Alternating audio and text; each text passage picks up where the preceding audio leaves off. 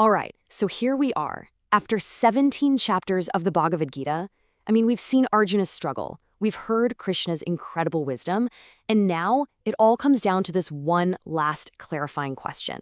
This isn't about learning something totally new. It's about pulling everything we've heard together into a real, livable way of life. And this is it. This is the big one, isn't it? It's a question that I think sits at the very heart of the spiritual path for so many of us. Do you have to, run away from the world to find freedom? Or is there a way to find that liberation right here, smack in the middle of our sometimes chaotic, always demanding lives? That's exactly what we're going to unpack. So why is this question so crucial? Well, the thing is, the whole idea of spiritual freedom is, let's be honest, it's often totally misunderstood. It gets wrapped up in all these myths and ideas that can actually, get in our way. Yeah, for a lot of people, when you say renunciation, their mind immediately jumps to this image, right? Of someone withdrawing from life, becoming totally passive, basically just dropping all their responsibilities. The thinking is, you've got to give it all up to be free. But as we're about to find out, Krishna's final teaching is going to flip that idea completely upside down. And that's the key thing to get here.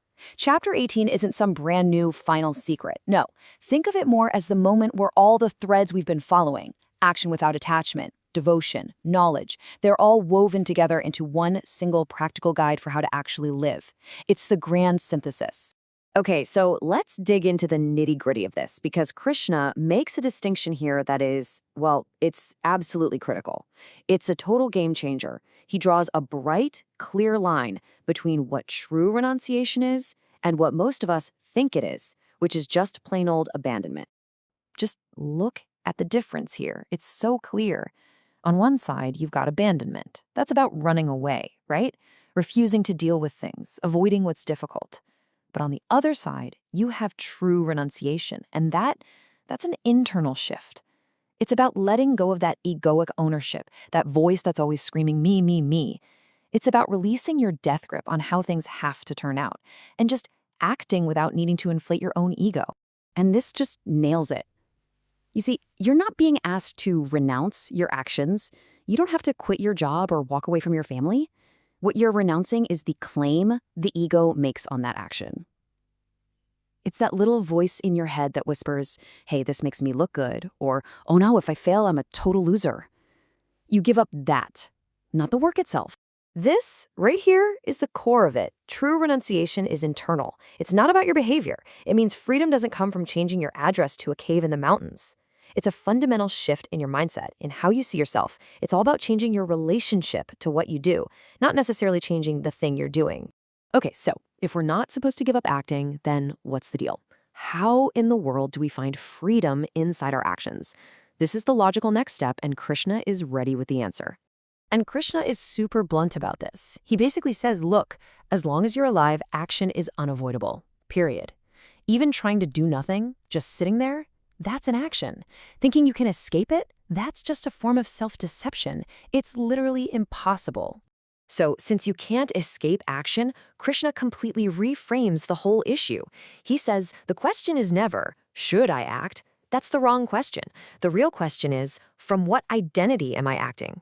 Are you coming from ego, fear, and neediness, or are you coming from a place of clarity and purpose? That's the only question worth asking. So what does this liberated action actually look like in the real world? Well, it's action that's appropriate to the situation. It's disciplined. It's not just a knee-jerk emotional reaction. It's kind of like watching a master musician. They aren't panicking or getting lost in their heads. They're just responding to the music with this incredible, disciplined freedom. They're totally present, but they're not desperately craving applause or terrified of hitting a wrong note. So what we're painting here is a picture of a truly free person. And this isn't some zoned out, passive individual sitting on the sidelines. No way. This person acts fully. They dive into life. They respond intelligently to whatever comes their way. And here's the kicker. They can handle success and failure without having a total meltdown. They're detached from the ego's constant demands, but they are more engaged with life, more in it than ever before. Okay, let's bring this all down to earth. How does any of this apply to your job, your daily obligations, the Monday to Friday grind? This is where this ancient wisdom gets super practical and, honestly, really helpful.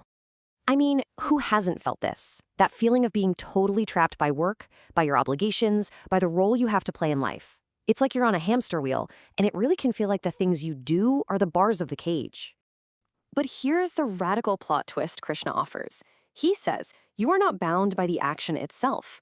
The work isn't the problem. The responsibilities, they are not what's actually causing the suffering. So what is? It's your internal relationship to your actions. That's the trap. You're bound by identification when you start to believe that you are your job title. You're bound by expectation when you tie your happiness to getting that raise or that thank you. And you're definitely bound by self-judgment, that relentless inner critic that's always grading your performance. Those are the real chains. But what happens when you start to let go of that internal baggage? Well, the change is huge. The exact same work, the same tasks, suddenly feel clean, like you've wiped away all that psychic grime. The effort you put in feels light instead of heavy. And your responsibilities, they stop feeling like a trap and start to feel, well, dignified, like a worthy way to express your energy. So I want to leave you with this question to chew on. What if you don't actually need a different life? What if you just need a clearer relationship to this one? What if the freedom you've been searching for isn't out there somewhere, but it's available right here, right now? That's the powerful and honestly liberating invitation of the Gita's final chapter.